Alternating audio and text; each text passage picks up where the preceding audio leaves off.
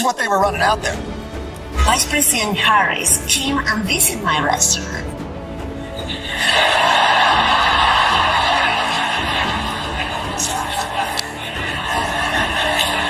It's been several months since the DNC got defeated by Donald Trump, and Jon Stewart still isn't done ripping into them. Come on, the big movers and shakers of the Democratic Party must know her well. She worked at McDonald's, and she greeted every person with that 1,000-watt smile and said, "How can I help you?"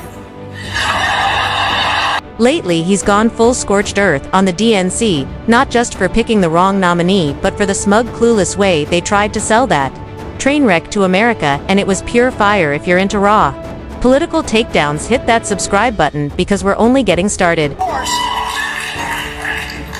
course, an important part of tonight was familiarizing people with the Democratic nominee's biography, a hallowed walk through the trials and tribulations that formed the ethos and spirit of the Democratic nominee. Stewart's first major swing was aimed at how the DNC marketed Kamala Harris to voters. Remember, she was vice president at the time. She should have had a solid record to lean on, but instead, her so-called resume was embarrassingly thin. Well, tonight,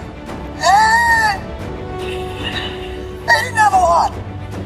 Thin on the anecdotes, quite frankly. No big wins, no real leadership highlights, just a paper-thin track record dressed up in identity politics, and you've got to ask, what was she actually doing? Those for years as VP, she had the tools, the spotlight, and the title, and still left no impact. So when the DNC tried to repackage her for voters, this is what they came up with. This is what they were running out there.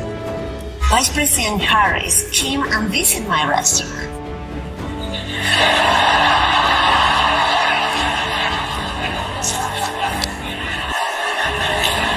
No clear policies, no strong decisions, no crises handled with skill, just wooden speeches, clunky interviews, and disappearing. When things got hard, it felt like her position was symbolic, not serious, and now they want voters to believe she's presidential material. Get real. Stewart went all in on the DNC's fantasy that repackaging average into excellent would fool the public. It was savage. It was blunt, and honestly, it was overdue. Take a look. You know, I know you only had 4 weeks to put this movie together, but come on. You gotta do better than...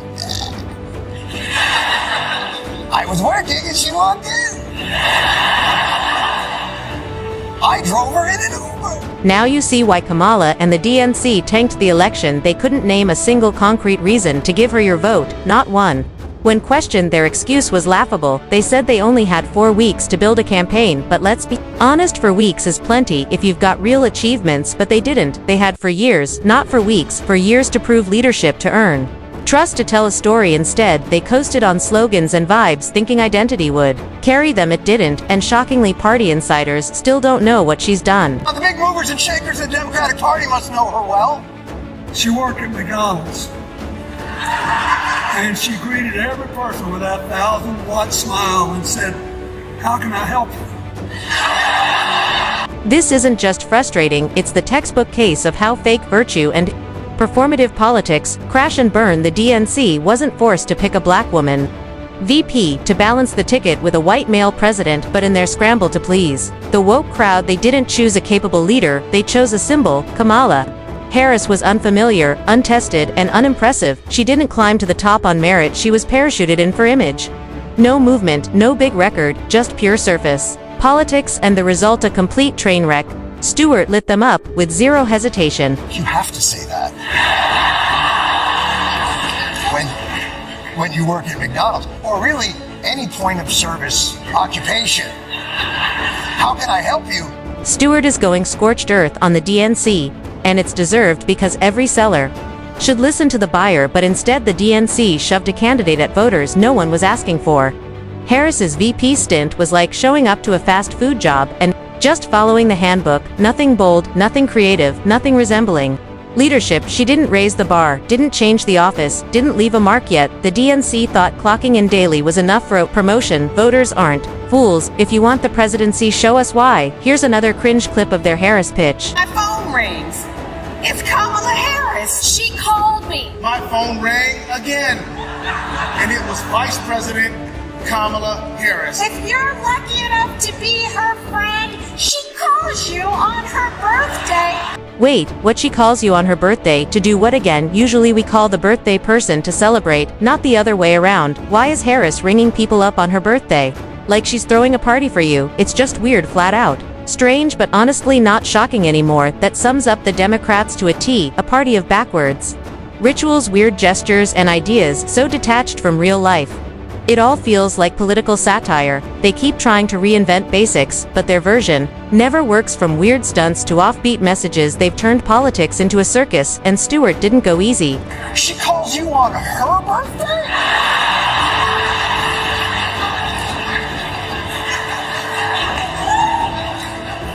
That is very Maybe it was just a verbal slip, maybe she flubbed the teleprompter, or maybe not, because with this bunch, you never know.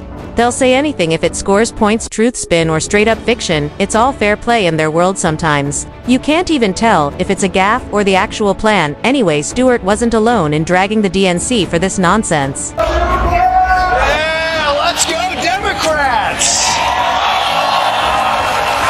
You know, the dumber your hat, the more energy you always have.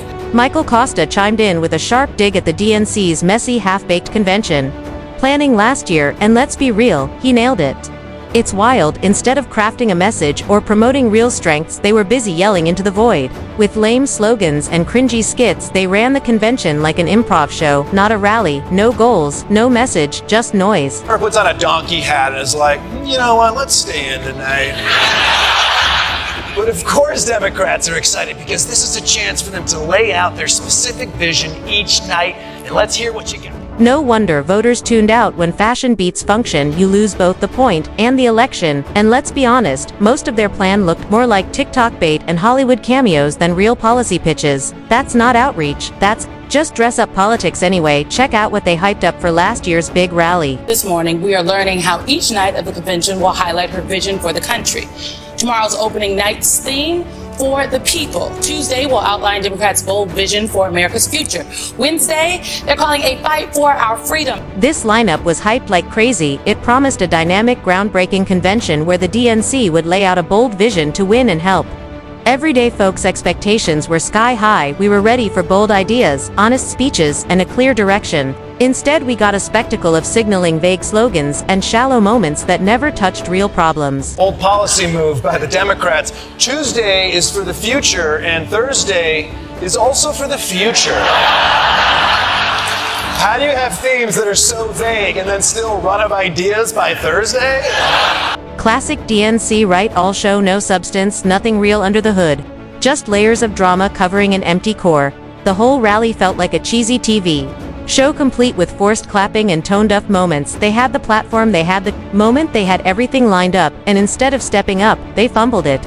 Trying to impress with style over meaning, voters saw straight through it. Democrats also released a very detailed party platform, and you can tell how much time and energy they put into it because they forgot to replace Joe Biden's name with Kamala's. Yeah, and that's not just lazy, guys, it's risky.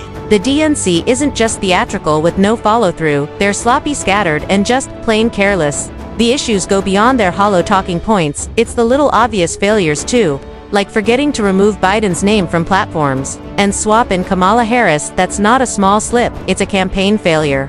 It screams disorganization and zero professionalism. If you can't handle basic branding, why should voters think you can run a country? It's chaos on display, and the fallout is already happening. This isn't leadership, it's amateur hour. Are swirling, big time. Everybody's talking about it, that two of the biggest names in music, Beyonce, Taylor Swift, might make appearances. Holy shit, did you hear that? A completely unsubstantiated rumor about Taylor Swift and Beyonce. The worst part is the mainstream media didn't just stand by, they played along. Instead of investigating and holding the DNC to account, they became part of the act. Repeating talking points and pushing the illusion, no fact-checking, no pushback, no scrutiny. They just helped sell the narrative and hide the cracks. Journalism took a back seat to political. PR facts were filtered, criticism buried, and lies ignored. The media became an arm of the campaign, not a check on power, and that betrayal cost them their credibility. In the end, the DNC's collapse wasn't just poor planning, it was built on arrogance, laziness, and spin with media cheerleaders, a shallow candidate, and a tone-deaf message. They misjudged the public badly, and when flash replaces substance, you end up exactly where they did a disaster they could have avoided, and that's where we wrap today's video. If you liked it, smash that like button and subscribe for more. See you in the next one.